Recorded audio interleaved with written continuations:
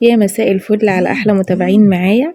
هعمل معاكم النهارده موس المانجا، حاجه كده ترطب علينا في الحر ده وفي نفس الوقت لذيذه وخفيفه، والمانجا كتير ومتوفره اليومين دول. يلا نشوف معانا ايه.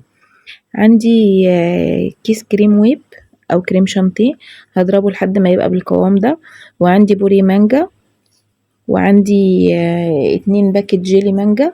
هحط في الاول في البولة اللي معايا كوبايتين مية سخنة تكون بتغلي، وهحط باكتين المانجا اللي معايا، وهضرب بالهاند بلندر او في الخلاط او بالمضرب اليدوي زي ما انت عايزة. هضرب بالشكل ده لحد ما الجيلي يدوب معايا. بدأ يعمل فوم معايا ويدوب تماما. بدأت ازود كوباية من المية الساقعة. انا هنا بزود كوباية مية ساقعة فيها قطع تلج عشان خاطر يبرد معايا بسرعة. تمام، زودت كوبايتين مية ساقعة.